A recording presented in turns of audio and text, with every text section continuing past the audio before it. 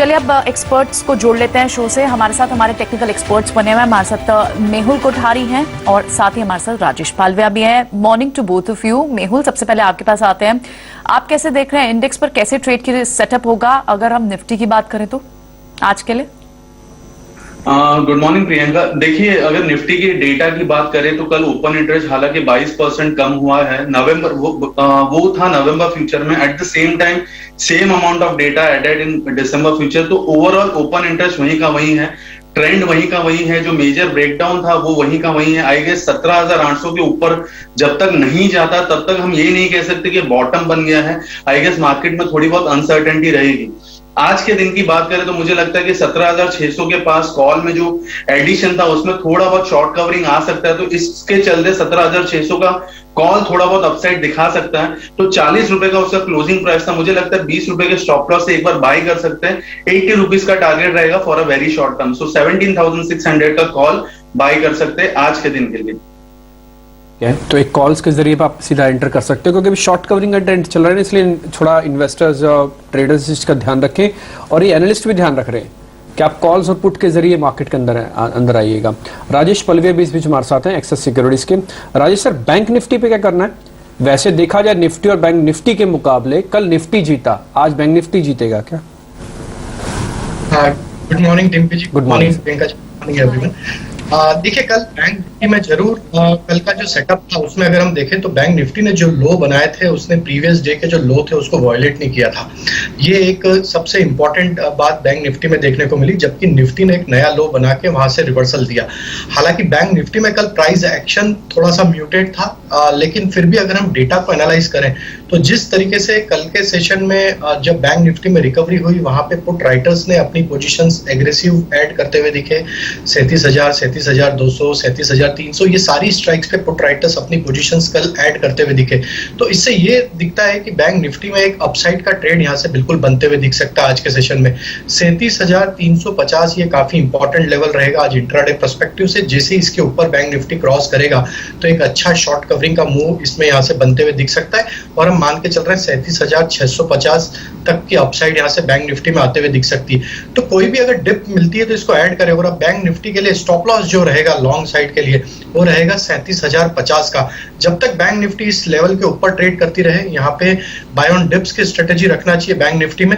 ऊपर के टारगेट होंगे 37,550, 37,650। ये काफी इंपॉर्टेंट लेवल रहेगा। एक्सपायरी पॉइंट ऑफ व्यू से भी अगर हम 37,650 के ऊपर क्रॉस होते हैं तो second round of short covering भी बनते हुए दिखेगी, क्योंकि 37,500 पे मेजर कॉल कॉन्सेंट्रेशन है, वहां पे हमें एक शॉर्ट कवरिंग का मूव बनते हुए दिख सकता है।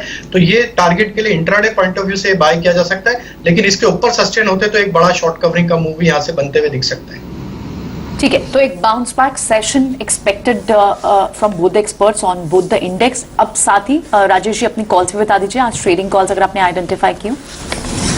जी प्रियंका जी, तो मैंने ट्रेडिंग कॉल्स आइडेंटिफाई की। टाटा पावर मुझे यहाँ पे अट्रैक्टिव लग रहा है, जिस तरीके से टाटा पावर के सेशन में देखने को मिला है और मार्केट में जिस तरीके से वॉलेटिलिटी थी, लेकिन ये स्टॉक में 20 डे मूविंग एवरेज को अपने आप को डिफेंड करके उसके ऊपर ही सस्टेन करते हुए ये स्टॉक ट्रेड करते हुए दिखा। कल जैसी मार्केट में रिकवरी बनी, काफी अच्छा पुलबैक का ट्रेड ये स्टॉक में बनते हुए दिखा है। तो टाटा पावर की एक्शन देखते हुए हमें लगता है कि एक्सपायरी पॉइंट ऑफ व्यू से 1 से 2 ट्रेडिंग सेशन में 250 से 255 की अपसाइड भी दिखा सकता है। तो यहाँ पे 230 के स्टॉप लॉस से टाटा पावर बाय करने की सलाह रहेगी। जो दूसरा स्टॉक है वो है भारती एयरटेल का। ये स्टॉक में एक कंटिन्यूटी बनी हुई है अप ट्रेंड की। अगर अक्रॉस ऑल टाइम फ्रेम इस स्टॉक को एनालाइज करें तो स्टॉक एक बुलिश जोन में ट्रेड करते हुए दिख रहा है। कल के सेशन में भी काफी अच्छा मूव यहाँ पे बनते हुए दिखा और जिस तरीके से स्टॉक अब 750 के ऊपर सस्टेन करके ट्रेड कर रहा है, हमें लगता है भारतीय एयरटेल को ट्रेडिंग पॉइंट ऑफ व्यू से as well as positional point of view से भी बाय किया जा सकता है। हम यहाँ पे इसमें 790 से 800 तक की अपसाइड एक्सपेक्ट कर रहे हैं। 740 के स्टॉप लॉस से भारतीय एयरटेल बाय किया जा सकता है। जो तीसरा स्टॉक है वो कैश सेगमेंट का है और वो स्टॉक है ग्रीव्स कॉटन। ये स्टॉक में अगर हम देखें तो स्टॉक एक रेंज में कंसोलिडेट करते हुए दिख रहा था। अगर इसका वीकली चार्ट एनालाइज करें तो करीब 8 से 10 वीक का एक कंसोलिडेशन रेंज का ब्रेकआउट प्रीवियस वीक में होते हुए दिखा है और इस वीक में भी फॉलो बाइंग एक्शन यहाँ पे बनते हुए दिखे। जिस तरीके के वॉल्यूम एक्शन और एक ट्रायंगुलर फॉर्मेशन का ब्रेकआउट ग्रीव्स कॉटन में होते हुए दिखा है वीकली चार्ट पे, हमें लगता है 175 तक की अपसाइड ये स्टॉक में बहुत जल्द आते हुए दिख सकती है। तो कोई भी वॉलेटिलिटी में इसको डिप्स में ऐड करे, 143 का स्टॉप लॉस रखें। ठीक है, तीनों के तीनों शेयर आपके फैंसी हैं। टाटा पावर, क्योंकि पावर में कल तेजी है, पावर ग्रिड भी चल रहा था। भारती एयरटेल बड़ा टारगेट है 800 का, और ग्रीस कॉटन कैश का शेयर हो गया 175 का, 156 पे है, 20 रुपए की पूरी गुंजाइश है। स्टॉप लॉस भी प्यारा है, 143 का ही आपको स्टॉप लॉस यहाँ पे रखना है। आगे बढ़ते हैं, मेहुल से भी जरा पता कर लेते हैं उन्होंने कौन से शेयर्स निकाले। मेहुल, अभी आपने एक ऑप्शंस तो ट्रेड दे लिया इंडेक्स का, अब आप मेरे को जरा शेयर्स भी बता दीजिए अपने, यानी कि आज की trading calls. Good morning Dimpy जी।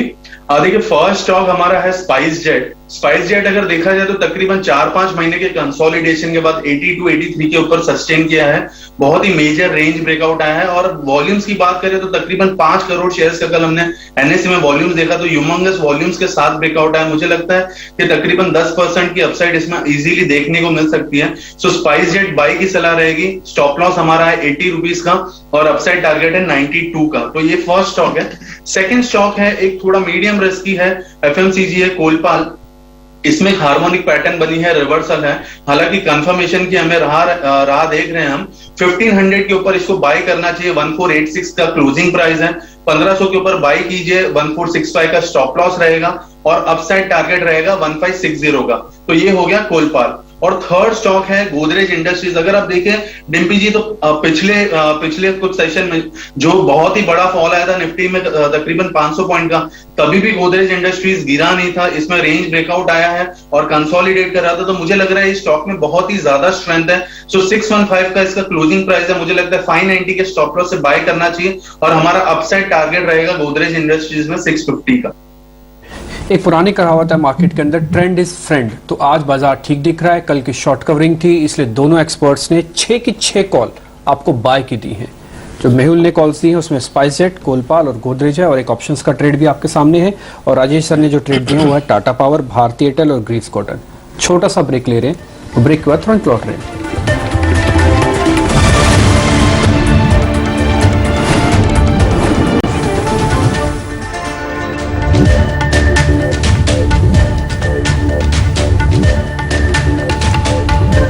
ब्रेक के बाद एक बार फिर से आपका स्वागत है। आप देख रहे हैं ET नाउ स्वदेश। हमारे साथ अब शरद जुड़े हैं। आज बाजार काफ़ी हद तक स्टॉक स्पेसिफिक ही रहेगा, तो कई ऐसे स्टॉक्स हैं जिस पर नज़र है, जहां पर खबरें भी हैं। शरद बताइए। जी बिल्कुल, तो सबसे पहले स्टॉक स्पेसिफिक ही रहेगा बाजार में फोकस, और सबसे पहले जी लेते हैं। तो पुनीत गोयन का जो MD CEO है, उन्होंने बयान दिया है कि जो जी और सोनी की जो मर्जर है वो फाइनल स्टेजेस में है, और उसके अलावा जो इनकी जो रेवेन्यू आएगी on a stand alone basis वो लगभग 14,800 करोड़ की आने की बात है। और सोनी की जो इन्वेस्टमेंट है वो ऑलमोस्ट 11,725 करोड़ में पैक किया गया है, और जो फोकस रहेगी सेट एंटिटी की वो आपकी स्पोर्ट्स की तरफ रहेगी। उसके अलावा टेलीकॉम सेक्टर में अच्छे न्यूज़ देखने को मिल रहे हैं, और अब जो है इसे बढ़ोतरी देखेंगे। इसमें स्पेशली जो रिपोर्ट्स आ रहे हैं कि जो डिपार्टमेंट ऑफ टेलीकम्युनिकेशंस है वो कह रही हैं सुप्रीम कोर्ट को कि जो बैंक गारंटीज हैं उन्हें वापस टेलीको कंपनीज को लौटा दिया जाए। तो सबसे ज़्यादा फायदा किसको होगा? वोडाफोन आइडिया को। लगभग 10,000 करोड़ बैंक गारंटीज है उन्हें वापस मिल सकते हैं, और एयरटेल का जो अमाउंट है लगभग 3,000 करोड़ का है। उसके अलावा भारती एयरटेल में एक अच्छी न्यूज़ आई है कि मूडीज़ ने अपग्रेड कर दी है। ओवरऑल जो उनकी व्यू है वो स्टेबल से लेके पॉजिटिव में बढ़ोतरी देखने को मिली है, और जो क्रेडिट मैट्रिक्स में बढ़ोतरी हुई है। और हाल ही में जो है आपके जो प्रीपेड रेट्स में भी हाइक 20 से 25% जो है दोनों टेलको स्टॉक्स में देखने मिला था। कोल इंडिया भी रहेगा फोकस में। सोमवार को उनके अंतरिम डिविडेंड जो है उस पर जो है विचार किया जाएगा। और उसके अलावा डिफेंस स्टॉक्स भी रहेगा फोकस में। बहुत सारे अन्य ऑर्डर जो हैं डिफेंस स्पेस में आ रहे हैं, और ओवरऑल देखा जाए तो इंडियन एयरफोर्स लगभग 2236 करोड़ का जो ऑर्डर है स्पेशली जो संचार उपकरणों के लिए, उस पर जो है फोकस रहेगा आज डिफेंस स्टॉक्स पे। और बल्क डील्स में जो कल नतीजे आए थे आपके स्पेशली वेदांता के, उसमें प्रमोटर्स जो थे ओवरऑल 2 प्रमोटर एंटिटीज ने लगभग 3.7% स्टेक जो है जो ऑलमोस्ट 4900 करोड़ तक आता है वो जो ऑलरेडी ओपन मार्केट से ले लिया है। हालांकि ऑफर जो था 4.7% का था। उसके अलावा बालाजी अमाइंस भी फोकस में रहेगा। याद रखिए सारे अमाइन स्टॉक्स में जो एक टाइप से करेक्शन 30 से लेकर 50% तक देखा गया है पिछले 1 से लेकर 2 महीने में। और यहाँ पे एक अच्छी न्यूज़ है कि जो DMF प्लांट है उनकी जो है प्रोडक्शन जो है स्टार्ट हो गई है। और उसके अलावा फंड एक्शन में एक और चीज़ इंपॉर्टेंट हमें देखने मिला है कि लाइका लैब्स एक कंपनी है, वहाँ पे लगातार दूसरे दिन इप्का लैब्स ने जो है लगभग 18 लाख शेयर्स खरीदा है। अभी देखा जाए तो इप्का लैब्स का इस कंपनी में लगभग 10% का स्टेक ऑलरेडी हो चुका है। आखिरी में बात करेंगे टी स्टॉक्स जो आज प्रेशर में रह सकते हैं, क्योंकि जो tea board association of India है उन्होंने कंसर्न किया दिखाया गया है, स्पेशली टी प्राइसेस कम हो गए हैं और प्रोडक्शन में भी कटौती हुआ है। तो ओवरऑल बहुत पॉजिटिव न्यूज़ जो है एक्सपेक्टेड है ओवरऑल सेक्टर्स में, हालांकि टी सेक्टर थोड़े दबाव में रह सकते हैं। तो ये वो स्टॉक्स हैं जिस पर आपको नजर रखनी चाहिए। हमारे साथ अब गौरांग शाह भी जुड़े हैं, उनसे बात करते हैं। Gaurang, morning to you. For the time being क्या ये कह सकते हैं कि एटलीस्ट एक जो इमीडिएट पेन था that is done to a great extent market में, और थोड़ा बहुत ये रिकवर करने की कोशिश कर सकता है यहाँ से? धन्यवाद मीर आपका और आप सभी। तो 62,200 स्तर और 18,000 का सर्वोच्च स्तर का, उस स्तर से इस तरीके से आप देखिए, और कल गिरावट के बाद गौरांग, मैं आपके पास लौट के आता हूँ, आपकी आवाज नहीं आ रही है ठीक से, मैं फिर से लौट के आता हूँ आपके पास। लेकिन राजेश, आप कुछ ऐड करना चाहेंगे? बिकॉज आपने जैसे कहा कि हो सकता है 17,650, 17,750 इस तरह के दायरे में कहीं पे थोड़ा बहुत बिकवाली का रुझान भी देखने को मिले। तो बिल्कुल मिहिर जी, देखिए मार्केट में अभी भी जो एक ब्रेकडाउन हुआ है वो जब तक वहां पे कंफर्मेशन या रिवर्सल का कंफर्मेशन जब तक नहीं आएगा, जब तक हम 17,700 के ऊपर वीकली क्लोजिंग बेसिस पे अगर हम क्लोज नहीं होते, जब तक मार्केट में हायर साइड पे जरूर एक रिस्क बनी हुई है। तो 17,650, 17,700 ये एक दायरा रहेगा जहां पे जरूर एक बार वापस शॉर्ट पोजीशन या जो शॉर्ट साइड के ट्रेडर है वो जरूर एक बार अटेम्प्ट करेंगे वहां पे मार्केट को शॉर्ट करने के लिए, क्योंकि जो ब्रेकडाउन हुआ है वो ये दर्शाता है कि ये पुल बैक तो जरूर बना है, क्योंकि एक ओवरसोल्ड जोन से हम बाउंस कर रहे हैं, और एक इंपॉर्टेंट सपोर्ट एरिया जो कि 100 डे मूविंग एवरेज था उसके आसपास से हमने मार्केट ने बाउंस जरूर दिया, और एक्सपायरी भी है तो थोड़ा सा एडजस्टमेंट पोजीशंस का भी होता है, तो उसके चलते एक पुल बैक जरूर, एक टेक्निकल पुल बैक जरूर बना है मार्केट में।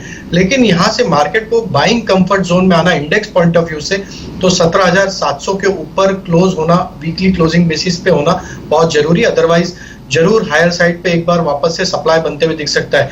नो डाउट स्टॉक स्पेसिफिक काफी एक्शन बनती रहेगी मार्केट में, क्योंकि बहुत सारे स्टॉक्स ओवरसोल्ड टेरिटरी से या काफी इंपॉर्टेंट मूविंग एवरेजेस से रिवर्स होते हुए दिख रहे, तो जहां पे एक वैल्यू बाय है वहां पे जरूर एक मोमेंटम बनता हुआ दिखेगा। लेकिन इंडेक्स में क्लियर कट 17,650, 17,700 एक जोन रहेगा, तो जो ट्रेडर्स है वो जरूर एक बार प्रॉफिट बुक करें जिन्होंने लोअर साइड पे अपनी बाय पोजीशन बनाई है। चलिए गौरांग, आपकी भी आवाज आ रही है, हाँ बताइए।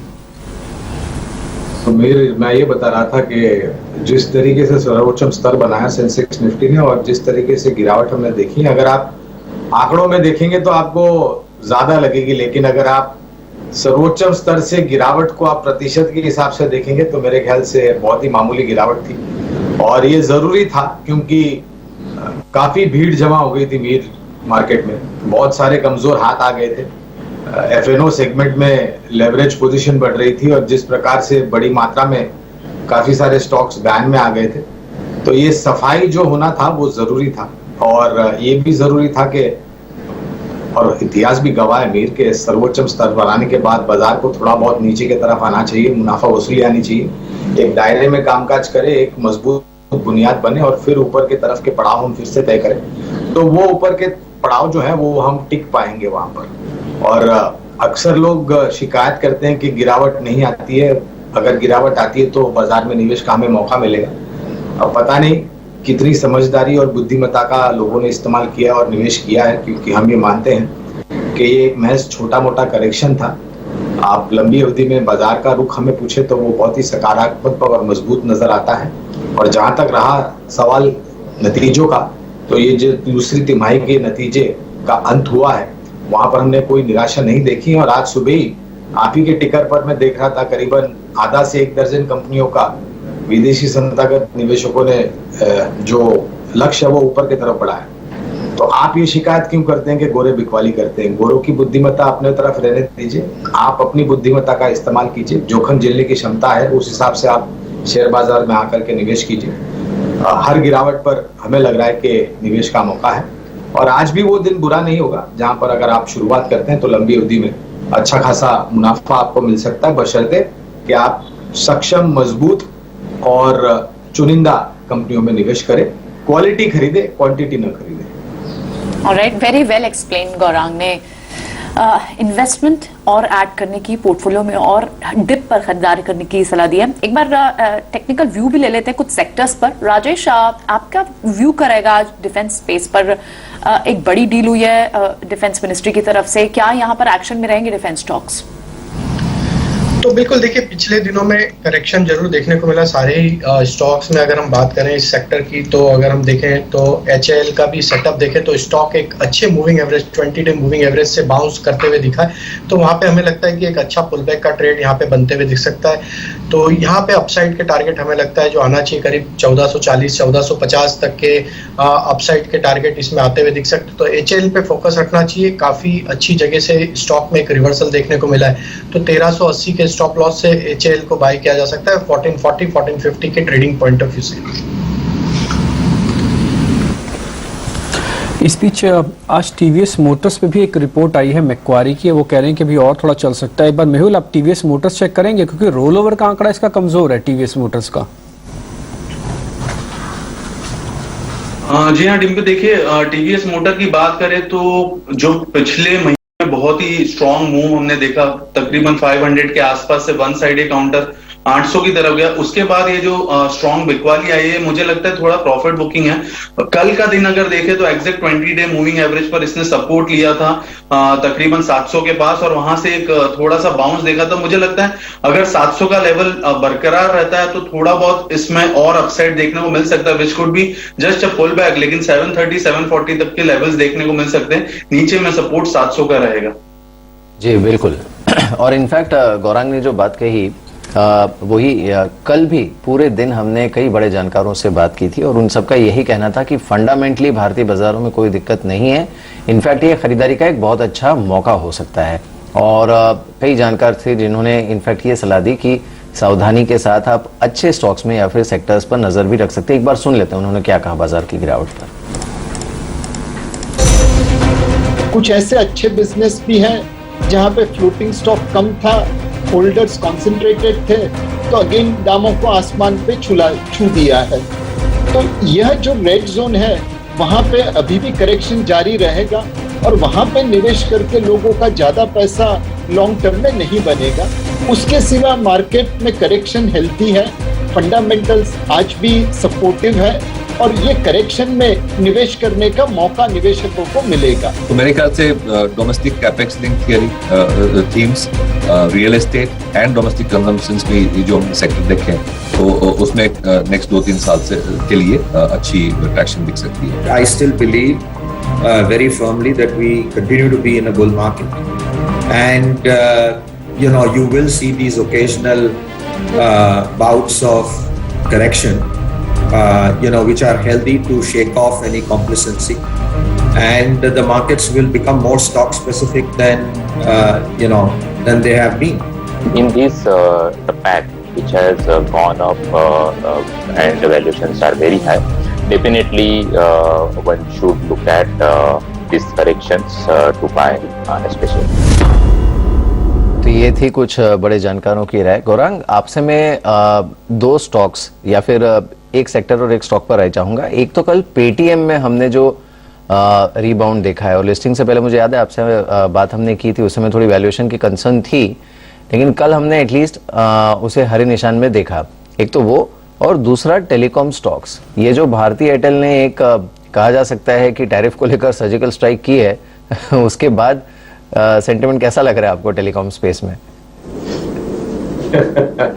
अच्छे शब्दों का प्रयोग किया आपने, सर्जिकल स्ट्राइक, और वो सर्जिकल स्ट्राइक हमारे और आपके जेब पर हुई है। लेकिन ये भी नहीं भूलिए कि भारत देश में जो टैरिफ है वो सर्वोच्चम स्तर से दूसरे पायदान पर, यानी कि सेकेंड लास्ट है हम। और जब आप शिकायत करते हैं कनेक्टिविटी की, आप शिकायत करते हैं डेटा कनेक्शन की, वॉइस कनेक्टिविटी की, और आप ये भी बोलते हैं कि ये 4G सर्विसेज है, और अभी आप ये बात कर रहे हैं कि 5G में आप कदम रखेंगे, तो 5G में कदम रखने के लिए मुफ्त में नहीं आता है। आपको टेक्नोलॉजी अपग्रेड करना पड़ेगा, आपको खर्च करना पड़ेगा, आपको जो सर्कल्स है उसके लिए बिड करना पड़ेगा। तो थोड़ा बहुत इजाफा आना जरूरी था मीर, और जिस प्रकार से जनसंख्या है भारत देश में और अब सरकार वाईफाई की कनेक्टिविटी सीमित नहीं रख रही है बड़े शहरों या छोटे शहरों में, वो लेके जा रही है ग्रामीण और मध्यम ग्रामीण भागों में। तो आप एक विचारधारा करिए कि बड़ी मात्रा में जब लोग इस्तेमाल करने लगेंगे डेटा और कनेक्टिविटी, इंटरनेट, वाईफाई वगैरह, तो आपको बहुत बड़ा सक्षम मजबूत इंफ्रास्ट्रक्चर खड़ा करना पड़ेगा, वरना पूरा क्रैश हो जाएगा। और ऐसा हुआ है पिछले कुछ सालों में। तो मैं मानता हूं कि ये जरूरी था और सिर्फ यहीं पर नहीं रुकेगा मीर, शायद और एक सर्जिकल स्ट्राइक हो सकती है हमारी और आपकी जेब पर। और मेरी सूझबूझ और समझ कहती है कि लंबी अवधि में ये जो आरपूस की रन रेट है ये आपको 300 तक जाती हुई नजर आएगी। ये एकदम से नहीं होएगा, समय लगेगा इसके लिए। तो टेलीकॉम सेक्टर में हमें रिलायंस इंडस्ट्रीज पसंद है क्योंकि जियो का कारोबार इनके पास है। हालांकि जियो ने अभी तक दरें नहीं बढ़ाई है, लेकिन ज्यादा पीछे नहीं रहेंगे, मेरे ख्याल से ये भी बढ़ा देंगे। और दूसरे पायदान पर आता है भारती एयरटेल। वोडाफोन पर हमने कवरेज जो हमारी थी वो निकाल दिए, तो उस पर मैं विशेष रूप में टिप्पणी नहीं करूंगा। जहां तक रहा जवाब आपके पहले सवाल का पेटीएम का, तो मुझे भी याद है हमने आपसे ही बात करी थी और मूल्यांकन को लेकर के जो आईपीओ का स्तर था, मेरे ख्याल से आत्मचिंतन करना चाहिए लोगों को और वित्तीय सलाहकारों के साथ के क्या आपने सही किया था और वो वाजिब दाम थे। हालांकि वो समय बीत चुका है तो वहां पर बात करके मतलब नहीं है, लेकिन कवरेज नहीं है इसलिए विशेष रूप में टिप्पणी नहीं कहूंगा। लेकिन इतना कहना चाहूंगा कि पिछले कुछ महीनों में जिस तरीके से आईपीओ में सब्सक्राइब करके निवेश करके लोगों को आदत पड़ गई थी, बुरी आदत पड़ गई थी लिस्टिंग गेन्स देखने की, वो कहीं ना कहीं ये जो नकारात्मक परिस्थिति बनी है 2 या 3 आईपीओ को लिस्टिंग के लेकर के, शायद लोगों की सूझबूझ ठिकाने आ जाए। तो पेटीएम के प्राइस सेटल हो गया नहीं है, एक बड़ा कंसिडरेशन और डिबेट का मैटर भी है, देखना होगा, टाइम विल टेल। लेकिन जेपी मॉर्गन ने एक ग्रोथ फोरकास्ट दिया है भारतीय इकोनॉमी पर, वो आपको सुना देते हैं। विनी ने ये डिटेल्स कंपाइल किया, विनी के पास चलते हैं। विनी बताएं। जेपी मॉर्गन ने अपनी नोट जो है करंट ईयर 2022 की आउटलुक की, वहां पे हाईलाइट किया है काफी 3-4 इंपॉर्टेंट पॉइंट्स हाईलाइट किए, 3-4 इंपॉर्टेंट पॉइंट्स। वो है 1, तो उन्होंने कहा है कि यस जीडीपी ग्रोथ जो है 2021 और 2022 में है एक्सपेक्टेड है 8.6% पे, जो पर FY22 में जो जीडीपी ग्रोथ है 8.6% की 2022 में, वहां पे वो बोल रहे हैं कि ग्रोथ तो होगी 8.6% पे, पर जो एक्टिविटीज है वो उसकी लेवल 6% बिलो रहेगी प्री पैंडेमिक बाद से। अभी भी 8.6% ग्रोथ के बाद भी जो एक्टिविटी लेवल है वो बिलो ही रहेगी प्री पैंडेमिक बाद से, इज जो हाईलाइट कर रहे हैं वो करंट ईयर 2022 आउटलुक की नोट में। उसके अलावा वो बोल रहे हैं कि वो एक्सपेक्ट कर रहे हैं कि FY23 में जो ग्रोथ रहेगी वो भी 8.6% ही रहेगी, क्योंकि अकोमोडेटिव पॉलिसीज जो वो एक्सपेक्ट कर रहे हैं वो उसकी वजह से जो ग्रोथ FY23 में भी रहेगी वो भी 8.6 ही रहेगी। एक्सपेक्ट करें कि गवर्नमेंट की जो बजटेड टारगेट्स है वो उस पे अड़े रहेंगे, वो they will stick to it, is what the note is highlighting. उसके अलावा जो RBI की नॉर्मलाइजेशन पॉलिसी है, नॉर्मलाइजिंग मॉनेटरी पॉलिसी है, वो भी ग्रेजुअल वो नॉर्मलाइज करेंगे, ग्रेजुअली नॉर्मलाइज मॉनेटरी पॉलिसी को करने वाले हैं RBI, is what they are expecting. उसके अलावा इन्फ्लेशन वो एक्सपेक्ट कर रहे हैं कि अराउंड 5% रहेगी, और ओवरऑल जो both fiscal as well as monetary policy expected है वो नॉर्मलाइज हो जाएगी इन 2022, ग्रेजुअली नॉर्मलाइज होती दिखेगी 2022 में। ये मेन हाईलाइट्स है जेपी मॉर्गन की नोट में। ठीक है, तो ये जेपी मॉर्गन का व्यू था कि भारत को लेकर वैसे भी अलग अलग जो रिपोर्ट्स आ रही हैं 3 चीज बिल्कुल क्लियर कह रही है। फर्स्ट ग्रोथ, दूसरा इन्फ्लेशन, और तीसरा आगे चल के हो सकता है ब्याज की दरों में भी कुछ बदलाव हो। ये 3 क्रक्स तो आपको हर रिपोर्ट्स के अंदर मिलेंगे जो जेपी मॉर्गन की रिपोर्ट के अंदर भी आपको दिख रहा है। खैर आगे बढ़ते हैं। राजेश सर, ये कोल इंडिया के अंदर क्या करना चाहिए? कोल इंडिया की एक बैठक भी है जिसपे डिविडेंड पे विचार होगा, थोड़ा बहुत पुल बैक भी आया, कल का टॉप गेनर भी था ये। स्टॉक में जरूर एक बड़ा करेक्शन देखने को मिला। स्टॉक एक नेगेटिव जोन में ट्रेड करते हुए दिख रहा है, हालांकि 50 डे 20 डे मूविंग एवरेज के नीचे स्टॉक ऑलरेडी स्लिप हो चुका है। लेकिन जो कल का पुलबैक था वो ये दिखाता है कि अगर आज स्टॉक 155 के ऊपर सस्टेन करता है तो यहाँ से पुलबैक एक्सटेंड होते हुए दिख सकता है, जो कि इसको फिर 164 की तरफ लेके जा सकता है। वो काफी अहम लेवल रहेगा इस पुलबैक का। 164 के लेवल को अगर ये स्टॉक क्रॉस कर पाता है तो फिर यहाँ से एक्सटेंड होते हुए दिखेगा अप मूव, जो कि इसको 170 की तरफ भी लेके आ सकता है। लेकिन अभी यहाँ पे ट्रेड, अगर ट्रेडिंग पॉइंट ऑफ व्यू से यहाँ पे पोजीशन लेना है तो स्ट्रिक्ट स्टॉप लॉस फॉलो करें 153 का। अपसाइड का पहला टारगेट होगा 162 164। कोल इंडिया पे रिकमेंडेशन है, बाय आ गई है, इसकी एक बैठक भी है जिसपे एक डिविडेंड पे भी विचार होगा। हालांकि टिपिकली कोल इंडिया को काफी सारे लोग डिविडेंड के हिसाब से भी लेते हैं, इसलिए हमने पूछ लिया कि ग्रोथ और डिविडेंड दोनों का कॉम्बो है, तो आंसर आया हाँ और बाय आ गया। खैर, कल हमने स्वदेश हीरो इन्फो एच को चुना था। कंपनी के फाउंडर और वाइस चेयरमैन संजीव बिखचंदन से खास बातचीत की थी ईटी नाउ स्वदेश के मैनेजिंग एडिटर निकुंज डालमिया ने। आइए सुन लेते हैं एक बार उन्होंने क्या कहा था। I really don't have never operated as a flipper or a short-term trader. I think when you invest, you should look at investing for the long term. If you look at Info Edge, the company where I work, we offered the share at in 2006 at 320 rupees. Just prior to the global financial crisis, it had peaked at 1400 rupees. In other words, 4x. When the crisis hit in about 6-8 months' time, it had gone down to 25% of its original of the peak value. It was still above IPO price, but only just. And since then, it's sort of in a stop-start manner has been climbing.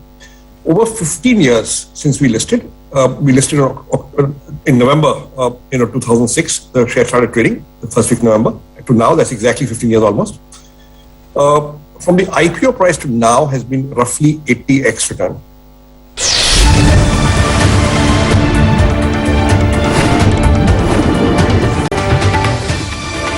Break के बाद एक बार फिर से आपका स्वागत है खरा सौदा में। हमारे साथ गौरांग शाह बने हुए हैं, साथ ही मेहुल कोठारी हमारे साथ हैं और राजेश पलविया भी हमारे साथ बने हुए हैं। कुछ ही देर में इंडिकेटिव टिक्स भी आएंगे।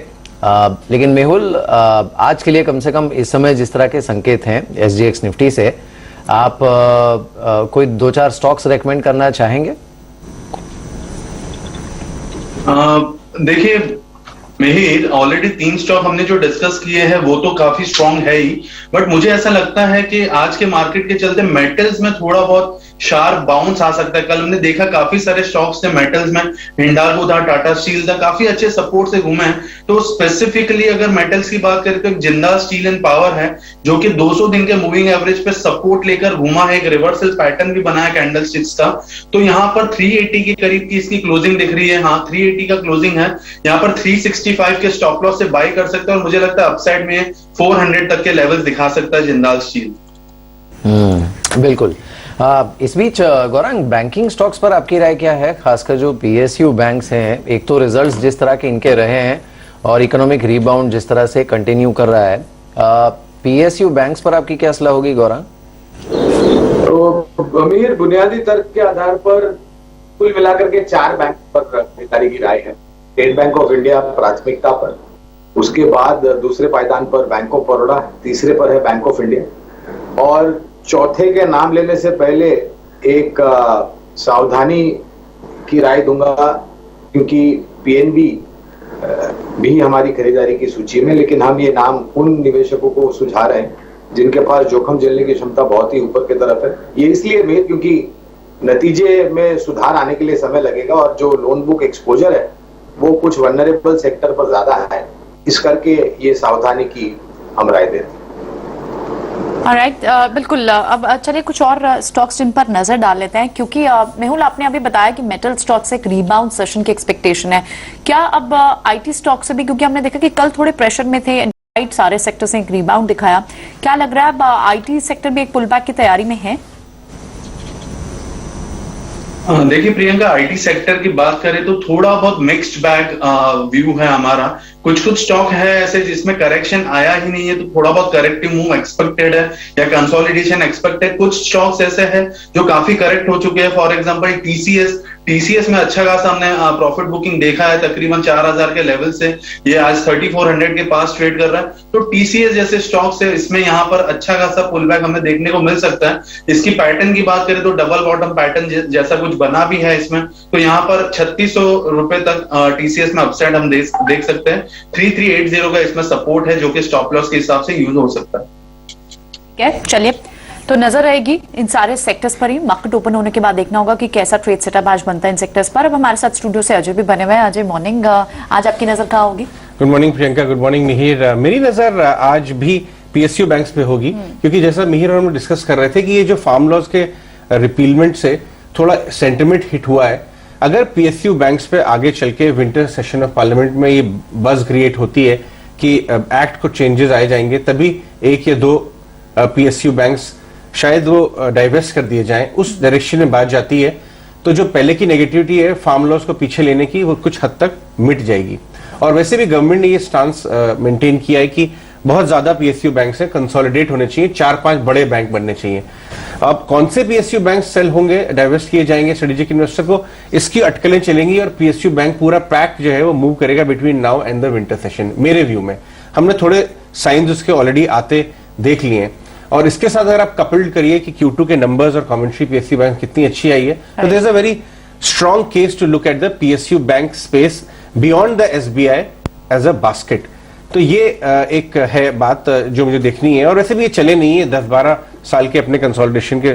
मैंने 1000 रुपए के आसपास पीएनबी को देखा है अपने, वो 40 रुपए का भाव है, तो आप पीक से बहुत नीचे है। अगर वाकई इनमें change of heart, change of books हो रहा है, तो ये एरिया डेफिनेटली रिलेट होगा।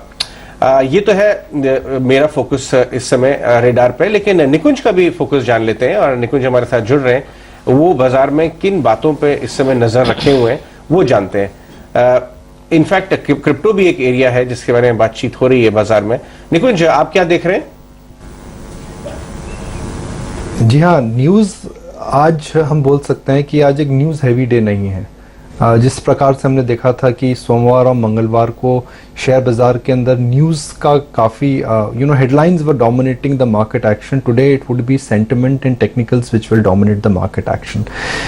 ये मेरे हिसाब से एक बहुत बड़ा एक चेंज है, because suddenly you are now reaching patch where news flow अगले 10-15 दिन तक भी बड़ा नहीं होगा। फेड से आप सुन चुके हैं, आप जानते हैं कि फेड का नया चेयरमैन, फेड में कोई चेंज नहीं हुआ है। अर्निंग सीजन जो बड़े नंबर आएंगे वो 10, वो अभी 40-50 दिन आप दूर है।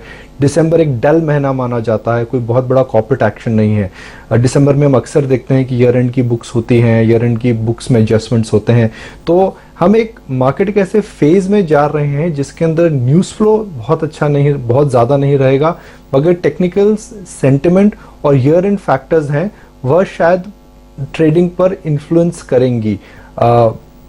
तो कल बड़े ट्रेंड्स क्या थे? कल सबसे बड़ा ट्रेंड मेरे हिसाब से था कि पेटीएम अब गिरना रुक चुका है। पेटीएम के अंदर उछाल पे मत जाइए, मगर इस पे फोकस करिए कि पेटीएम थर्सडे को गिरा था, मंडे को गिरा था, मगर कल पेटीएम का जो स्टॉक प्राइस है वह गिरना रुक गया है। तो has Paytm discovered it's right price? देखिए, हर चीज की एक राइट प्राइस होती है मिहिर।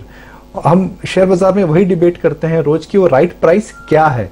तो पेटीएम की जो प्राइस थी, क्या वह 1000 रुपए के आसपास है, या 1200 रुपए के आसपास है, या 15 रुपए के आसपास? मार्केट एक दिन उस लेवल को डिस्कवर करेगा।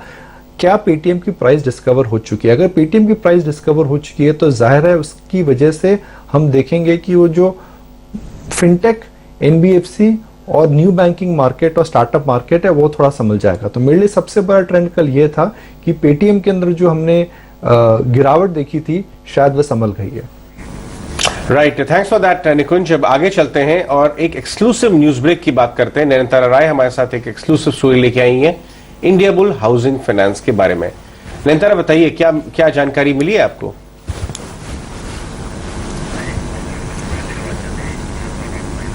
उप्स, कुछ टेक्निकल इश्यू आ गया उसमें, लेकिन हम लौट के आएंगे। इंडिया बुल हाउसिंग के अगर आप स्टॉक प्राइस को देखें, लास्ट 2 साल से 180-240 के बीच में ट्रेड कर रहा है, और उसमें कैसे भी नंबर्स आ जाएं, कितना भी पूरा एनबीएफसी और हाउसिंग फाइनेंस स्पेस रिवाइव कर जाए, ये एक रेंज तोड़ता नहीं है। इनफैक्ट अगर आप डायरेक्टर साहब एक आप चार्ट लेके आइए लास्ट 1-1.5 साल का, तो इंडिया बुल हाउसिंग फाइनेंस, जिसके बारे में हम स्टोरी ब्रेक करेंगे।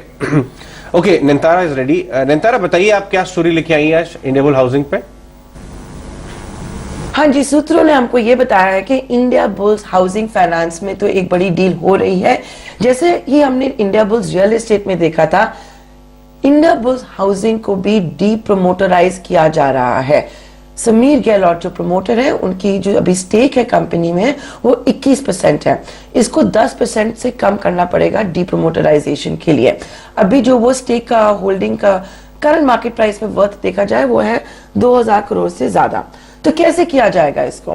पहली जो सोच थी वो थी कि जो प्रमोटर के शेयर्स हैं वो ग्लोबल प्राइवेट इक्विटी प्लेयर्स को बेच दें, जैसे अपोलो, ब्लैकस्टोन, उन type of private equity players को। लेकिन आपको अगर याद रहेगा, हमने देखा कि पीएनबी हाउसिंग और कार्लाइल को सारी परमिशंस नहीं मिली थी। उसी के कारण इंडिया बुल्स हाउसिंग फाइनेंस में भी एक नई सोच आ चुकी है कि जो अगर कोई भी प्रेफरेंशियल डील करनी पड़ेगी, उसका मतलब है वो नहीं हो सकता है शेयर के बुक वैल्यू के ज्यादा से। तो सेकेंडरी मार्केट को अब देखा जा रहा है, मतलब ओएफएस, क्यूआईपी, और इसकी अब सोच यही है कि शायद ऐसे ही देखें। तो देखते हैं कि फाइनली क्या होगा कि इंडिया बुल्स हाउसिंग फाइनेंस अपने प्रमोटर के जो शेयर्स है वो प्राइवेट इक्विटी प्लेयर्स को बेचेंगे, कि या हम कंपनी से एक क्यूआईपी या एक ओएफएस भी देख सकते हैं।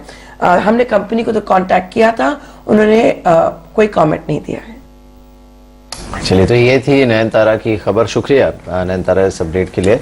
और नजर रखेंगे आज इंडिया बुल्स हाउसिंग पर इस समय करीब 1% ऊपर, लेकिन इंडिकेटिव टिक्स में निफ्टी और सेंसेक्स दोनों में कम से कम हरे निशान, और पेटीएम पर भी जो हरा निशान था वो आज कोशिश कर रहा है खुद को थोड़ा सा एक्सटेंड करने की।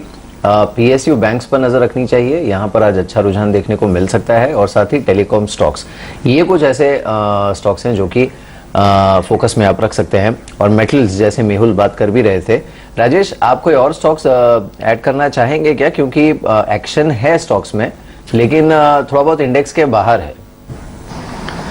जी बिल्कुल मिहिर जी, देखिए काफी एक्शन बना हुआ है, और जिस तरीके से हमने देखा है कि यहाँ पे अगर मेटल स्टॉक्स की बात करें तो मेटल स्टॉक्स में आज भी एक्शन देखने को मिलेगा। लेकिन अगर हम दूसरे सेक्टर की बात करें तो हमें लगता है कि यहाँ पे आज एफएमसीजी पैक्ट पे भी ध्यान देना चाहिए। वहां पे हमें लगता है कि कल अच्छा एक एक्यूमुलेशन एक्टिविटी देखने को मिला था, तो उसमें हमें लगता है कि ब्रिटानिया के स्टॉक को फोकस में रखना चाहिए। वहां पे एक अच्छा अपमूव यहाँ से बनते हुए दिख सकता है। कल के सेशन में लोअर साइड पे काफी अच्छा एक्शन बना स्टॉक में, और रिवर्सल भी एक अर्ली इंडिकेशन बनते हुए दिखे।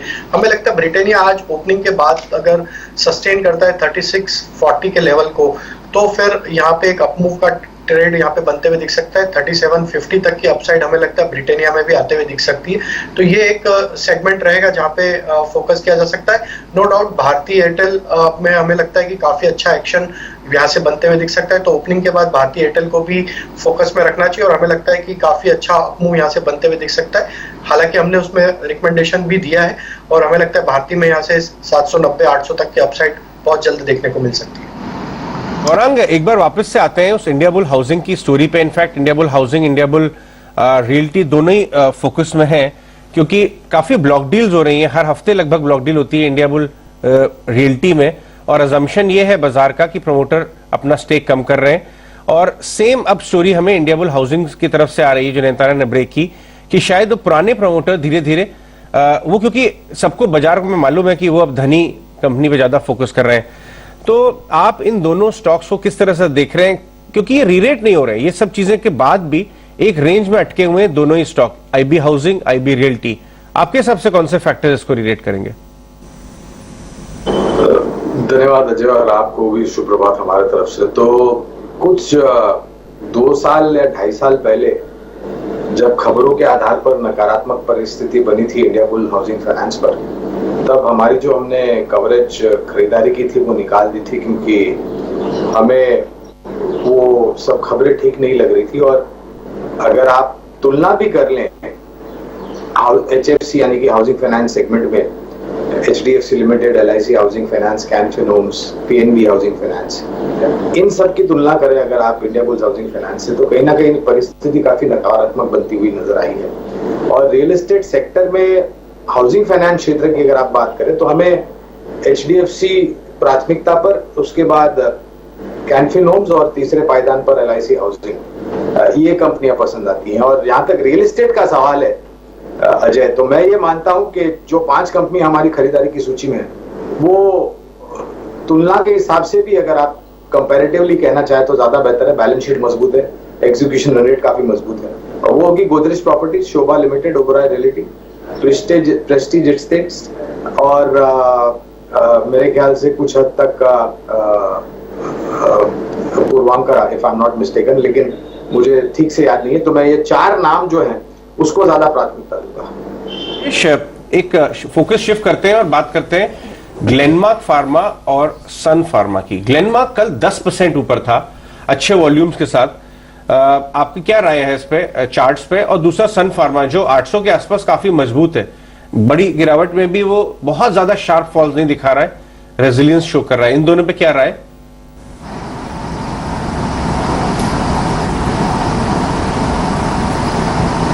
राजेश? या अजय जी, ग्लेनमार्क में काफी अच्छा रिवर्सल कल के सेशन में देखने को मिला। स्टॉक 4 दिन की जो गिरावट थी, कहीं ना कहीं उसने अपने पिछले 3 दिन की गिरावट को कहीं ना कहीं रिकवर करते हुए दिखा है। तो ग्लेनमार्क के सेटअप के हिसाब से हमें लगता है कि अब यहाँ से जो रिवर्सल बना है वो 500 रुपए, 505 रुपए काफी इंपॉर्टेंट लेवल रहेगा। अगर ये इसके ऊपर ही ट्रेड करता हुआ रहा तो अब स्टॉक में और एक अपसाइड का मूव यहाँ से बनते हुए दिखेगा। हालांकि ओवरऑल सेटअप अभी भी वीक जोन में है, बट हमें लगता है जिस तरीके का रिवर्सल बना है यहाँ पे 505 के स्टॉप लॉस से लॉन्ग साइड का ट्रेड इनिशिएट किया जा सकता है। अपसाइड में हमें लगता है ये पुल बैक में स्टॉक में 530 से लेके 540 तक की अपसाइड बनते हुए दिख सकती है। इसके कंपेयर में अगर हम देखें तो सन फार्मा का स्ट्रक्चर काफी स्टेबल है। वीकली सेटअप के हिसाब से देखें तो पिछले 5 वीक से स्टॉक एक रेंज में कंसोलिडेट करते हुए दिख रहा है। लोअर साइड पे 780 काफी इंपॉर्टेंट लेवल है और उसको कभी भी ब्रीच नहीं किया है स्टॉक ने। तो हमें लगता है कि यहाँ पे risk reward point of view से सन फार्मा एक अट्रैक्टिव बेट रहेगा। बिल्कुल, सन फार्मा पर नजर रखिए। इस बीच चलिए, अब मार्केट ओपनिंग होने वाली है। कर्ज में डूबी किसी कंपनी को टॉप पर पहुंचाना किसी मुश्किल मिशन से कम नहीं होता है, लेकिन एक ऐसी ही चुनौती को मुमकिन कर दिखाया स्पाइसजेट के चेयरमैन और एमडी अजय सिंह ने, जिन्होंने स्पाइसजेट को देश की सबसे बड़ी एयरलाइन में से एक बना दिया। हमने अजय सिंह को चुना है आज हमारा स्वदेश हीरो। देखते हैं एक बार उनकी जर्नी को। दिल्ली ट्रांसपोर्ट कॉरपोरेशन के बेड़े का कायापलट हो या फिर कर्ज में डूबी एयरलाइंस को देश की सबसे बड़ी एयरलाइंस में तब्दील करने की कहानी, ये सारे बड़े काम किए हैं आज के हमारे स्वदेश हीरो और स्पाइसजेट के चेयरमैन और एमडी अजय सिंह ने।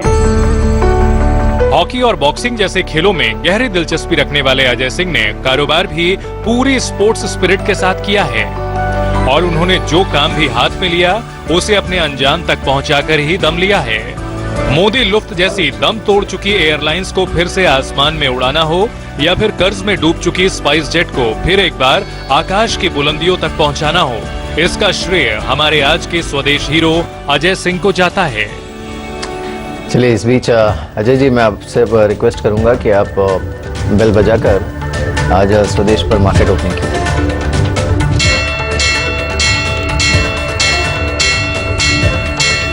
तो मार्केट भी ओपन हो चुका है। शुक्रिया अजय हमारे लिए मार्केट ओपनिंग करने के लिए। और निफ्टी बैंक की हम सुबह से बात कर रहे थे, वही आज ओपनिंग में ही इसने सेंचुरी लगा दी सीधी, तो 100 पॉइंट से ज़्यादा ऊपर खुला।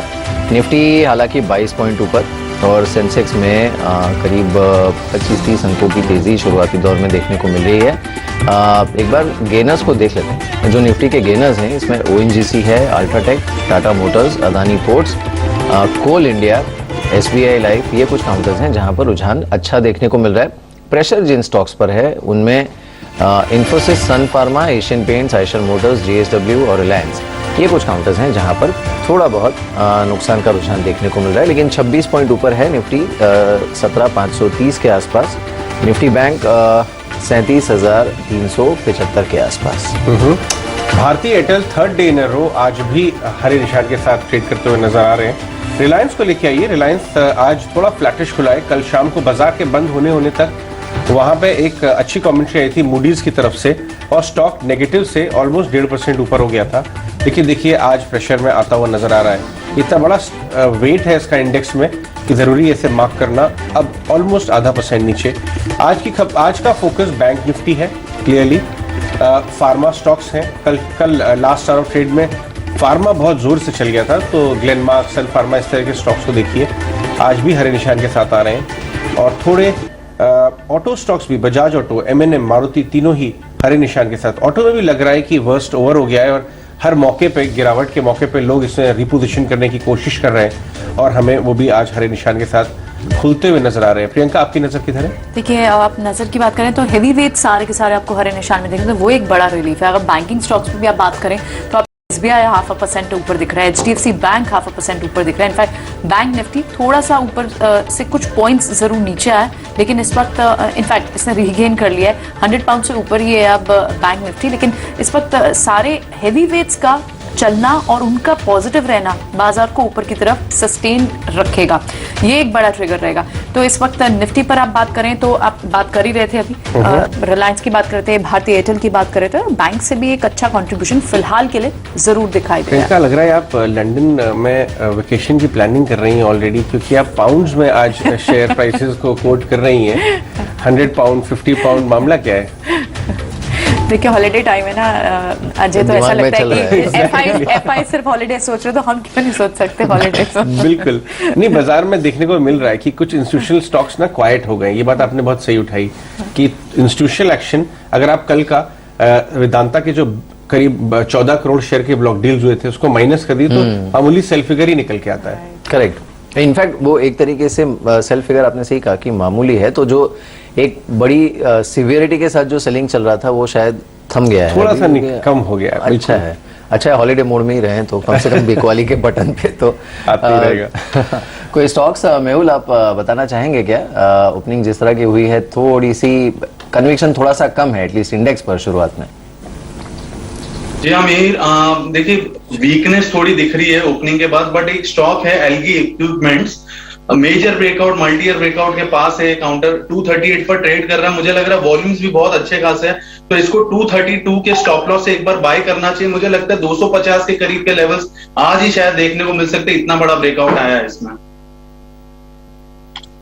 ठीक है, डेरिवेटिव स्पेस में इस वक्त देख लेते हैं कि कहाँ एक्शन है। ओएनजीसी आपको इस वक्त टॉप गेनर दिख रहा है, फिलहाल के ओपन होते ही आपको 3% के साथ तेजी डेरिवेटिव स्पेस में दिखाई दे रहा है। इसके अलावा आपको एक अच्छा पुल बैक सारे ही फार्मा स्पेस से दिखाई दे रहा है। कल भी हमने देखा ग्लेनमार्क, लुपिन, स्ट्राइड्स, आर्कोलैब में एक अच्छी तेजी थी, आज भी आपको एक अच्छा पुल बैक दिख रहा है। क्या लग रहा है आपको ये सस्टेन करेगी फार्मा स्पेस में पुल बैक, राजेश?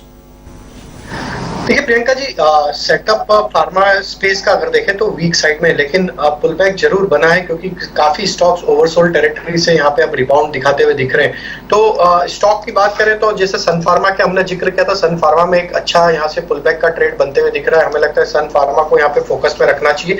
आज के सेशन के लिए अगर हम बात करें तो स्पेशली अगर 775 का लेवल अगर ये होल्ड रखता है, ये स्टॉप लॉस से भी बाय किया जा सकता है। अपसाइड के टारगेट हमें लगता है आना चाहिए करीब 805 से 810 तक के।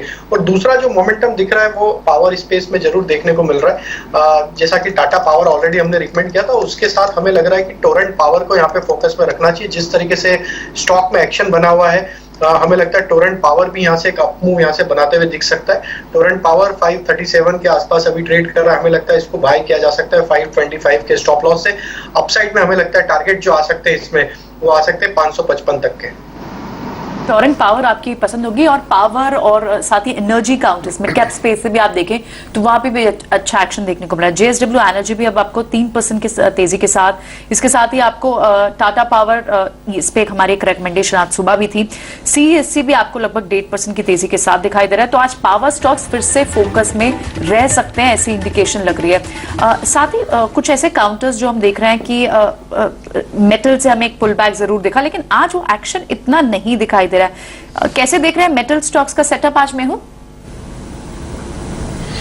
प्रियंका, देखिए थोड़ा बहुत स्टॉक स्पेसिफिक रहेगा। जैसे मैंने जिंदाल स्टील के बारे में बात की, वैसे ही अगर आप देखो टाटा स्टील में भी हालांकि इतना ज्यादा ट्रैक्शन नहीं है, बट 0.4-0.5% ऊपर है, तो थोड़े साइडवेज रहेंगे, लेकिन इसमें ज्यादा बिकवाली नहीं आएगी। बिकॉज मुझे लग रहा है कि शॉर्ट टर्म बेस बन गया है हिंडाल्को, टाटा स्टील और जिंदाल स्टील का, तो साइडवेज से पॉजिटिव ही रहेंगे। रही बात फार्मा की, आप जो फार्मा की बात करी थी, एक स्टॉक निकल के आया है टोरेंट फार्मा। अगर आप देखें तो पिछले एक महीने से कंसोलिडेट कर रहा है ये 2800 के पास। इतनी मार्केट में उठापटक हुई, लेकिन ये काउंटर में कुछ भी मूवमेंट नहीं हुआ। मुझे लग रहा है 200 दिन के पास ये काफी ज्यादा कंसोलिडेट कर रहा है, और यहाँ से स्ट्रॉन्ग अपसाइड हमें देखने को मिल सकती है। 2850 के करीब का लेवल है, 3000 के अपसाइड लेवल्स इसमें देखने को मिल सकते हैं। 2800 का हमारा स्टॉप लॉस रहेगा। पूना वाला फाइनेंस आपने स्टडी किया है क्या? पूना वाला फाइनेंस में थोड़ा प्रॉब्लम हुआ था कुछ दिन पहले और डाउन सर्किट्स लगे थे, लेकिन वापस पूरा आ गया। और अभी आज ओवरनाइट खबर ये आई है कि जो इनके पुराने प्रमोटर हैं चामरिया जी, वो स्टेप डाउन कर रहे हैं और of course it is part of the overall process.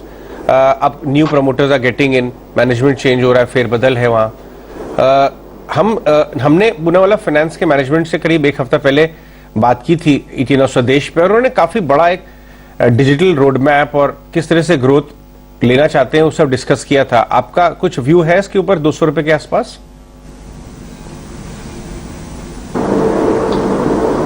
Gaurang? Ajay, क्षमा चाहूंगा, ये स्टॉक हम कवर नहीं करते तो मैं नहीं करता। ठीक है, कोई बात नहीं। राजेश, चार्ट्स पे 200 रुपए पे पूनावाला फाइनेंस पे कोई थॉट्स? सो देखिए, स्टॉक में जरूर एक अच्छी रिकवरी बनी, और स्टॉक का अगर हम सपोर्ट रेजिस्टेंस जोन देखें तो वो एक 195 से 200 के आसपास है, और ये एक मल्टीपल रेजिस्टेंस जोन है। सेटअप के हिसाब से स्टॉक एक पॉजिटिव जोन में है। जैसे ही 200 का लेवल निकलेगा तो स्टॉक में यहाँ से और भी अपसाइड का मूव यहाँ से बनते हुए दिख सकता है, तो बाय करने की सलाह रहेगी। डिप्स में इसको ऐड करें, 182 के आसपास का स्टॉप लॉस रखें, और 200 के ब्रेकआउट के बाद आप एग्रेसिव पोजीशन और भी ऐड कर सकते हैं। वहां से हमें लगता है फिर मोमेंटम जो बनेगा वो करीब बनेगा 225 से 230 की तरफ, तो बाय करने की सलाह, डिप्स में इसको ऐड किया जा सकता है। जी इस बीच एक बार देख लेते हैं पेटीएम को। आज भी ये कोशिश तो कर रहा है कम से कम हरे निशान में टिकने की, और करीब 2.5% ऊपर है। अब उम्मीद यही कर सकते हैं कि ये और अगर ऊपर यहाँ से जाता है तो शायद it should not run into selling. एक बार जो बाकी रिसेंट लिस्टिंग्स हैं उनको भी देख लेते हैं, क्योंकि वहां पर भी हमने ये जो पिछले 4-5 दिनों का ड्रॉप था मार्केट में, उसमें अच्छी खासी बिकवाली देखी थी। चाहे वो PB फिनटेक हो, जोमेटो हो, इन सब पर हमने सेलिंग प्रेशर ठीक ठाक देखा था। सफायर फूड्स पर भी इनफैक्ट हमने सेलिंग प्रेशर देखा था। ये जो फॉल हुआ था गौरांग, इसमें आपने इनमें से कोई स्टॉक ऐड किए क्या जो रिसेंटली लिस्टेड हैं, या फिर let's call it the startup universe, उसमें से जो स्टॉक्स थे उसमें से आपने कुछ ऐड किया?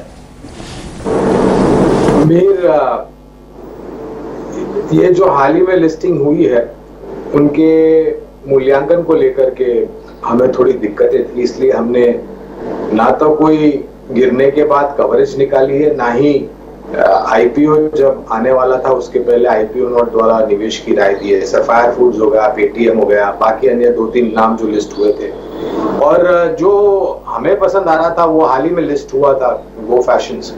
लेकिन जो इतिहास बना है ना, तकरीबन 326 गुना मेरे ख्याल से सब्सक्राइब हुआ था, और जो स्तर पे IPO अलॉटमेंट हुई थी उससे लिस्टिंग के दिन जो स्तर बना, बहुत ही शानदार मुनाफा हुआ है लोगों का।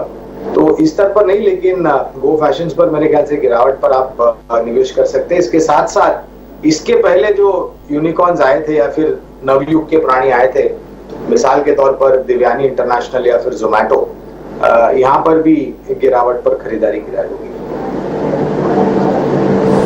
एक स्टॉक आपसे डिस्कस करना चाहेंगे। एक कंपनी ओवरनाइट ये भी न्यूज आई है कि स्टार हेल्थ इंश्योरेंस, जो सीनियर सिटीजन इंश्योरेंस को इंश्योरेंस प्रोवाइड करने वाली एक यूनिक कंपनी है, उसका IPO लॉन्च होने वाला है 870 से 900 रुपए के प्राइस बैंड में, करीब 7,500 करोड़ रुपए रेज करेंगे। इसका क्लोजेस्ट कंपेटिटर जो सेकंड लार्जेस्ट है हेल्थ इंश्योरेंस में और उसको भी IPO रूट पे है, वो है रेलिगेयर की सब्सिडरी केयर हेल्थ। हमने मैनेजमेंट से भी बात की थी 3-4 दिन पहले, उन्होंने बताया था कि हम भी केयर हेल्थ के IPO पे काम चालू कर रहे हैं। ये हेल्थ इंश्योरेंस के ऊपर गौरांग आपका थॉट्स, एक यूनिक स्पेशली सीनियर सिटीजन वाले हेल्थ इंश्योरेंस पे? अजय, इस पर अभी तक कोई विचार नहीं निकाला है हमने, तो आगे बढ़ते हुए टिप्पणियां हम करते नहीं है। लेकिन इंश्योरेंस क्षेत्र से जुड़ी हुई बाकी 3 कंपनियां जो कि पहले से ही लिस्टेड है, उदाहरण के तौर पर ICICI true life, HDFC life और SBI लाइफ, ये हमें पसंद आती है और यहाँ पर हमारी खरीदारी की राय भी है। ऑलराइट, बिल्कुल गौरांग, आज समय देने के लिए बहुत बहुत शुक्रिया आपका। Will let you go, but before that कोई डिस्क्लेमर आपका? बहुत बहुत शुक्रिया आप सभी का आमंत्रित करने के लिए इस मंच पर। निजी निवेश नहीं, लेकिन हम इसी तरीके से राय हमारे। ठीक है, फिलहाल वक्त एक छोटे से ब्रेक का है, जल्द वापस हाजिर होंगे। जब हम वापस आएंगे तो एक बड़ी कॉन्वर्सेशन होगी हमारी समीर अरोड़ा के साथ, कहीं मत जाएगा।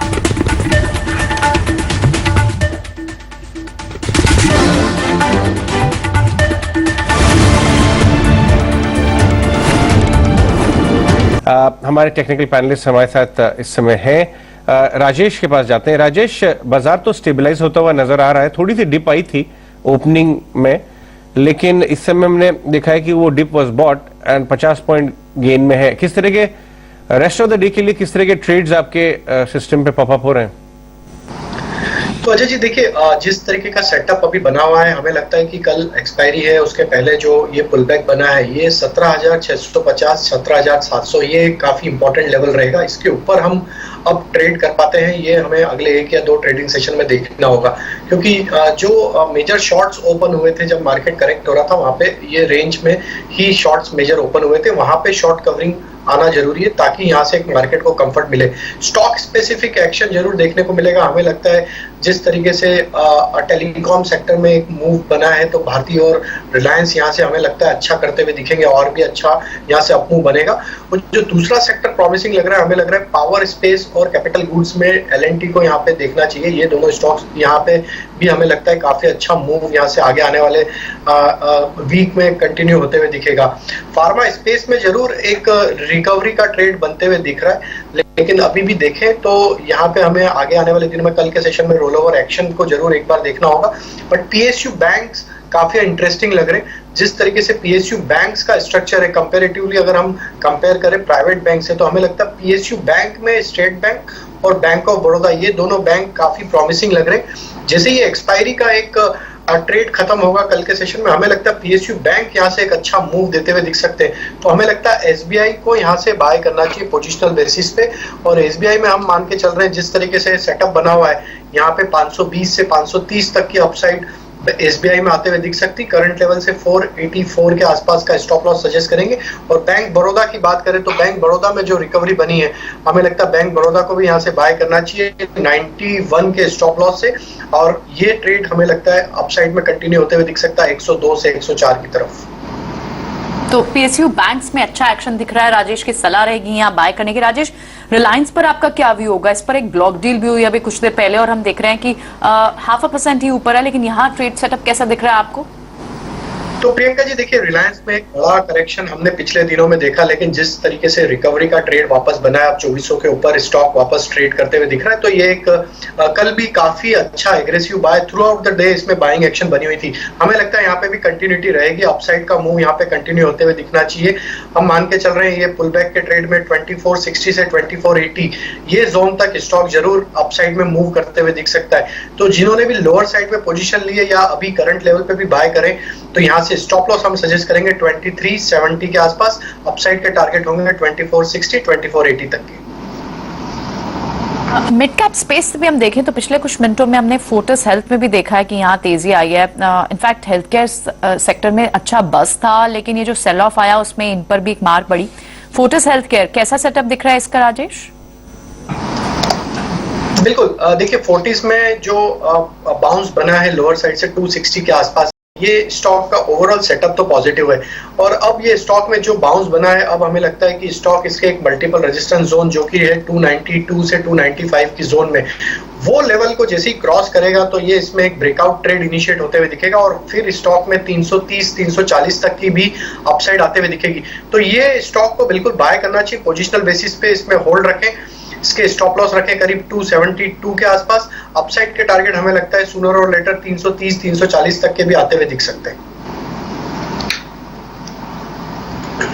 तो ये फोर्टिस हेल्थ पे रहेगी ये राय। और कुछ और काउंटर्स की बात करें इस वक्त, बैंकिंग स्पेस और पावर स्पेस तो अच्छा लग ही रहे हैं, जिस पर हम रिकमेंडेशन भी व्यूअर्स को दे रहे हैं अपने एक्सपर्ट्स के जरिए। इस वक्त स्पेशलिटी केमिकल पर आपकी क्या राय रहेगी राजेश? हमने देखा कि इनके नंबर्स आने के बाद इन पर एक अच्छी पिटाई हुई थी, चाहे आप दीपक नाइट्रेट की बात करें या फिर नवीन फ्लोरीन के बाद। उसके बाद हमने देखा पूरे स्पेस पर एक सेल ऑफ देखने को मिला और अब फिलहाल अब ये स्पेस थोड़ा सा बाउंस बैक करता हुआ दिखाई दे रहा है। क्या आपको लगता है यहाँ ऐड करने के अब सही समय है? तो प्रियंका जी, सेटअप अगर हम देखें तो थोड़ा वीक स्ट्रक्चर बन चुके हैं स्टॉक्स में। हमें लगता है थोड़ा और कंसोलिडेशन यहाँ पे देखने को मिलेगा। अगर दोनों ही स्टॉक्स की बात करें, दीपक नाइट्राइट और नवीन फ्लोराइन का लेवल्स की बात करें, तो नवीन फ्लोराइन में जब तक 3650 के ऊपर जब तक ये स्टॉक ट्रेड नहीं करेगा थोड़ा कंसोलिडेशन ही देखने को मिलेगा। कंसोलिडेशन रेंज हमें जो लगती है वो आना चाहिए करीब 3400 से लेके 3650, ये एक रेंज का कंसोलिडेशन रहेगा। जरूर 3650 के ब्रेकआउट के बाद स्टॉक में एक अच्छा अपमूव यहाँ से बनते हुए दिख सकता है। तो Naveen fluorine trading point of view से 3650 के ऊपर एक अप्रोप्रिएट ट्रेडिंग सेटअप बनेगा। दीपक नाइट्राइट की बात करें तो ये स्टॉक अब 50 डे 20 डे मूविंग एवरेज के नीचे ट्रेड कर रहा है, तो हमें लगता है ये स्पेस में अभी और कंसोलिडेशन रहेगा। पुलबैक जरूर बन सकता है मार्केट के साथ थोड़ा बहुत, लेकिन अभी भी दीपक नाइट्राइट में जब तक 2300 के लेवल को जब तक ये क्रॉस नहीं करेगा हमें लगता है वीकनेस अभी यहाँ पे बनती हुई दिखेगी। प्रियंका जी अगर आप इजाजत दे तो 2 स्टॉक्स मुझे यहाँ पे अट्रैक्टिव लग रहे हैं, मैं वो शेयर कर सकता हूँ। जी बताएं प्लीज। आप ये स्टॉक पे फोकस कर सकते हैं। यहाँ पे यूनाइटेड स्पिरिट मैकडॉवेल के स्टॉक को यहाँ पे फोकस में लाया जा सकता है। ये स्टॉक में काफी अच्छा बाइंग एक्शन कल के सेशन में था, आज फॉलो अप बाइंग एक्शन बनते हुए दिख रहा है। और जिस तरीके से स्टॉक अपने 20 डे मूविंग एवरेज से अब ये रिवर्सल देता हुआ दिख रहा है, हमें लगता है ये स्टॉक को पोजिशनल बेसिस पे बिल्कुल बाय करना चाहिए। ओवरऑल सेटअप इसका पॉजिटिव है। 945 के आसपास अभी स्टॉक ट्रेड कर रहा है, हम इसमें 920 का स्टॉप लॉस सजेस्ट करेंगे, लेकिन अपसाइड के टारगेट हमें लगता है बहुत जल्द इसमें शॉर्ट टर्म में 990 से 1020 तक के आते हुए दिख सकते हैं। और जो दूसरा स्टॉक हमें यहाँ पे अट्रैक्टिव लग रहा है वो है अडानी पोर्ट का स्टॉक। काफी वोलेटाइल रहता है नेचर में, लेकिन आज जिस तरीके से इसमें एक्शन बना है हमें लगता है अडानी पोर्ट को यहाँ पे बाय करना चाहिए। 749 के आसपास ट्रेड कर रहा है, हमें लगता है जिस तरीके के इसमें रिवर्सल बने हैं ये स्टॉक यहाँ से 770 की तरफ मूव होते हुए दिख सकता है। करंट लेवल से 735 का स्टॉप लॉस रख के इसको बाय किया जा सकता है। ये 2 रिकमेंडेशन होंगी राजेश की तरफ से यहाँ पर। अब क्योंकि बाजार में जब वॉलेटिलिटी रहती है तो बहुत जरूरी होता है कि अच्छी और बड़ी वॉइस से आपको एक हाई कन्विक्शन मिले। ऐसे ही हम कोशिश करते हैं। और कल हमारे साथ कोटक एएमसी के group president MD Nilesh Shah थे। आइए उनका क्या व्यू है बाजार पर, इस जो टेम्पररी सेल ऑफ आया या फिर कुछ दिन तक जारी रह सकता है सेल ऑफ, उसके बाद भी वो किस तरह की सलाह दे रहे हैं मार्केट पर, आइए सुनते हैं। इस वक्त हमें लग रहा है कि industrial and capital goods, home improvement and select financial services, ये सेक्टर्स मार्केट को आउट परफॉर्म करेंगे। और टेक्नोलॉजी सेक्टर आज की तारीख में एक हरफन मौला सेक्टर है, तो ये सेक्टर्स में अगर आप अच्छी कंपनी में निवेश करें तो वह मार्केट को आउट परफॉर्म करेगा। लेकिन एक चीज मैं बताना चाहूंगा, पिछले 18-20 महीनों में जिस तरह का रिटर्न हमने मार्केट में देखा उस तरह का रिटर्न नेक्स्ट 3 साल में भी शायद नहीं आएगा।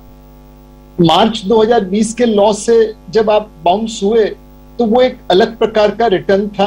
एक सस्ती मार्केट से आप फेयर वैल्यू मार्केट तक पहुंचे। अब फेयर वैल्यू मार्केट में अगर आप निवेश करेंगे तो आपके रिटर्न की एक्सपेक्टेशंस को मॉडरेट करना बहुत जरूरी है।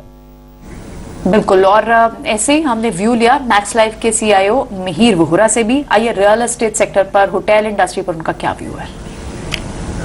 जैसे कि टूरिज्म है, होटल सेक्टर है, multiplexes, malls, shopping related sectors हैं, उसमें तो डेफिनेटली इम्पैक्ट आएगा, पॉजिटिव इम्पैक्ट आएगा।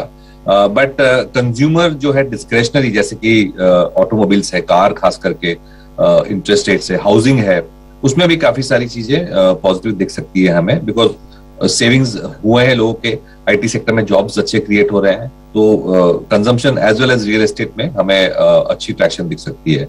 And on the other side, जैसे टैक्स कलेक्शंस, जीएसटी के कलेक्शंस हम देखें रोबस्टली बढ़ रहे हैं, तो गवर्नमेंट की जो कैपेसिटी है स्पेंड करने की वो भी इंप्रूव होती जाएगी। तो जो इंफ्रा लिंक सेगमेंट्स हैं वो भी अच्छी तरह से ग्रो कर सकते हैं। और मेरे ख्याल से ब्रॉड थीम अगर देखें तो लास्ट 1.5 साल से हम ग्लोबल थीम्स, ग्लोबल सेक्टर्स पे ज्यादा पॉजिटिव हैं, लेकिन मे बी नेक्स्ट 1-2 ईयर्स के लिए हमें लोकल सेगमेंट्स और लोकल सिक्लिकल्स में देखना चाहिए। बिल्कुल। चलिए, तो ये इनफैक्ट नीलेश और मिहिर की राय थी। इस बीच निफ्टी 52 पॉइंट्स ऊपर है और सेंसेक्स में भी करीब 150 पॉइंट्स की तेजी देखने को मिल रही है। अच्छी चीज ये है कि इन लेवल्स के आसपास 17,550 के आसपास भी एटलीस्ट मार्केट में इस तरह की इस समय तो एटलीस्ट ये टेंडेंसी नहीं दिख रही है कि अगर यहीं पर स्टेबल हो गया है मार्केट तो थोड़ा सा जो लोग पार्टिसिपेट कर रहे हैं वो रिस्क ऑफ करना चाहते हैं। अभी तक तो बने हुए हैं। एक बार नुकसान वाले स्टॉक्स को देखते हैं। इसमें मारुति जो है ये 1% नीचे है और साथ ही बजाज फिनसर्व और इन्फोसिस ये काउंटर्स हैं जो कि प्रेशर थोड़ा सा इस समय इंडेक्स पर ऑन द नेगेटिव साइड डाल रहे हैं। एक बार रिलायंस को भी देख लेते हैं। रिलायंस पर कल इनफैक्ट हमने अभी कुछ समय पहले जैसे कहा कि एक ब्लॉक डील भी हुई है और कल भी यहाँ पर अच्छी कमेंट्री आई थी। ये करीब आधे % ऊपर 2396 के आसपास ट्रेड कर रहा है। इसमें से मारुति और साथ ही रिलायंस, इस पर राजेश आप क्या सलाह देंगे इस समय? तो देखिए रिलायंस पे तो बुलिश व्यू है और रिलायंस के सेटअप के हिसाब से हमें लगता है कि पुलबैक यहाँ पे कंटिन्यू होना चाहिए। कल के सेशन में काफी अच्छा accumulation through out the session देखने को मिला है। हमें लगता है रिलायंस में तो लॉन्ग का ट्रेड यहाँ पे रखा जा सकता है। 2480 तक की अपसाइड हमें लगता है बिल्कुल इसमें देखने को मिलेगी। मारुति में जरूर हायर साइड से एक डिप देखने को मिला है स्टॉक में, लेकिन अभी भी अगर हम देखें तो स्टॉक अपने इंपॉर्टेंट सपोर्ट एरिया जो कि इसका करीब बना हुआ है 76-70 के आसपास, उसके ऊपर ही ट्रेड कर रहा है। तो अगर ये स्टॉक उस लेवल को वॉयलेट नहीं करता है तो उसके नजदीक ये एक अपॉर्चुनिटी होगी बाय करने की, क्योंकि अगर हम देखें तो पिछले दिनों में जो एक रिकवरी बनी थी उसमें स्टॉक में कहीं ना कहीं वीकली और मंथली सेटअप के हिसाब से एक स्ट्रेंथ लौटते हुए दिख रही। हमें लगता है 7650 ये स्टॉप लॉस रहेगा, डिप्स में बाय करें इसको।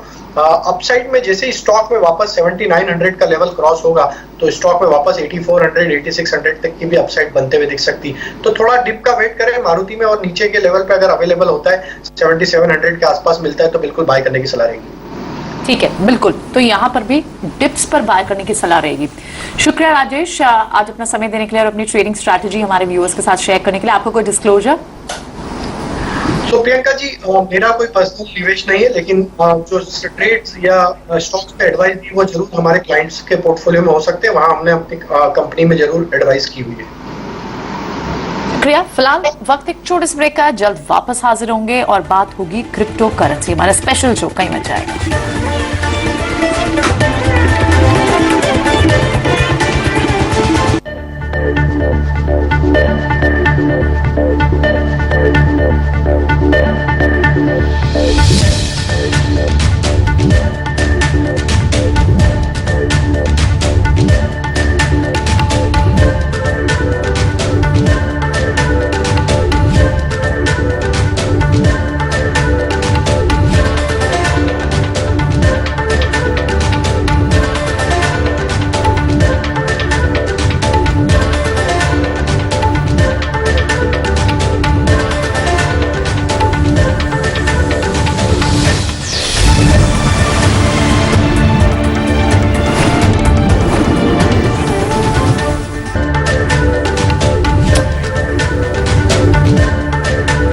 क्रिप्टो पर कंट्रोल, ये है हमारा आज स्पेशल शो। स्पेशली जिस हिसाब से कल शाम को जो न्यूज़ आई है, सरकार ने क्रिप्टो करेंसी पर बैन लगाने की तैयारी कर ली है। इसके लिए जो विंटर सेशन पार्लियामेंट का होगा उसमें सरकार एक बिल ला सकती है। क्रिप्टो हमें सबको पता है कि काफ़ी बड़ा बज़वर्ड बन गया है, स्पेशली मिलेनियल्स के बीच में लोग काफ़ी ट्रेडिंग भी कर रहे हैं। लेकिन इससे ये जो सरकार जिस तरह का प्रस्ताव रखने वाली है विंटर सेशन में, उससे आपको क्या ध्यान रखना चाहिए? अगर आप क्रिप्टो ट्रेड करते हैं तो आपको क्या ध्यान रखना चाहिए और इसका फ्यूचर क्या है? क्या सिर्फ क्रिप्टो पर कसी जा रही है नकेल या ओवरऑल डिजिटल टेक्नोलॉजीज और फ्यूचर की टेक्नोलॉजीज पर भी सरकार की नजर है? सरकार की मंशा क्या है? एक फ्रेमवर्क लाने की